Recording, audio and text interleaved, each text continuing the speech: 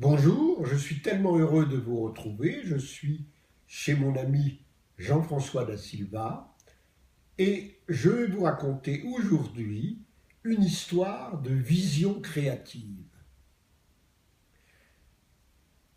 Histoire de vision créative, c'est-à-dire comment on a tout à coup l'intuition d'une réalisation, mais on ne sait pas d'où ça, comment c'est provoqué dans notre cerveau.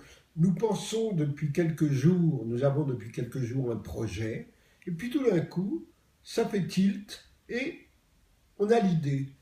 À propos de vision créative, lorsque j'avais réalisé ces recherches pour Victor Pastor sur le tableau de Hyacinthe Rigaud, Victor me dit, mais écoute, ce tableau, c'est bien joli, je l'ai acheté, mais maintenant, mais comment peut-on faire pour l'offrir au prince? Je lui dis, écoute, je ne le sais pas, je te le dirai tout à l'heure. Alors, chez lui, il y avait une porte à double battant, porte en cuir, cloutée, isolée, pour pas qu'on entende ce qui se racontait.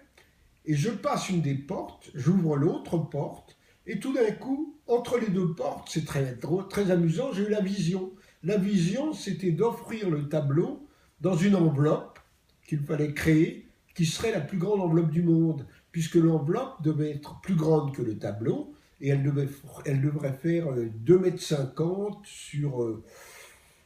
sur 2,80 m, si j'ai bonne mémoire. Enfin, les dimensions exactes, c'est pas important, ça ne vous empêchera pas de dormir. Et il fallait que ça soit comme ça. Et je rentre donc dans le bureau et je dis à Victor, voilà, je vais faire ça, mais... Il me dit, oui, mais c'est bien joli. Mais comment vas-tu mettre l'adresse sur l'enveloppe? Je lui dis, écoute, c'est très simple. Tu offriras l'enveloppe au prince, mais l'adresse, tu m'écris sur un petit papier pour son Altesse Sérénissime le prince régné de Monaco, en son palais, Rocher de Monaco, principauté de Monaco. Ah, il me dit oui, c'est une très bonne idée. Mais il me dit c'est bien joli, mais comment tu vas pas imiter mon écriture? Ben, je lui dis non, je ne peux pas imiter ton écriture. Je photographie ton écriture en petit, format enveloppe normale. Ensuite, je fais une photo diapositive et la diapositive, je la projette sur l'enveloppe.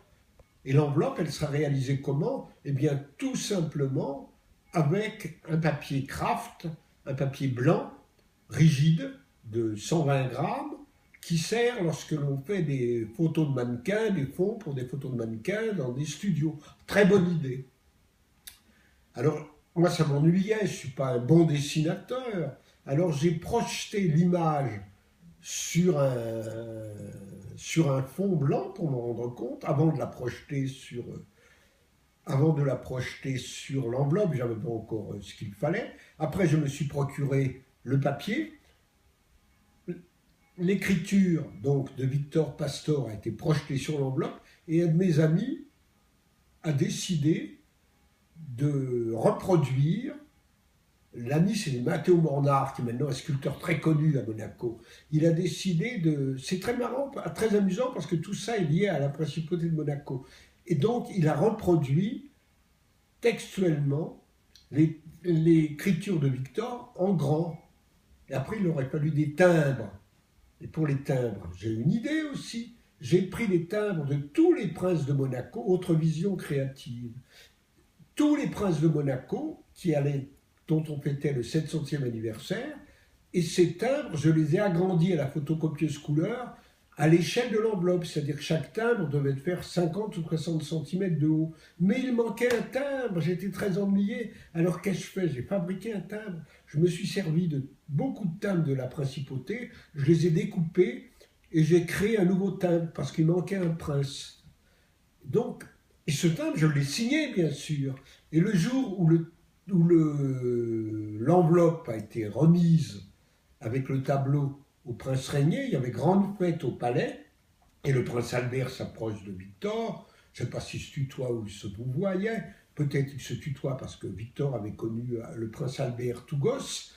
Et Le prince Albert dit, mais vous savez, tu sais, Victor, finalement, ce qui a le plus emballé mon père, c'est pas le tableau, il en a des masses, il s'en fiche. Ce qui l'a emballé, c'est l'enveloppe.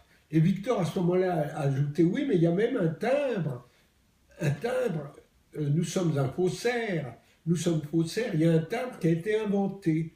Alors le prince Albert a dit, bon, mais on mettra le tout au musée de la philatélie. Et Victor, après, qui est très correct, il a disparu maintenant, paix à son âme. Victor m'a dit, mais tu sais, Henri, j'ai dit au prince que moi j'étais l'auteur de tout ça. J'ai dit, qu'importe, tu me payes assez cher.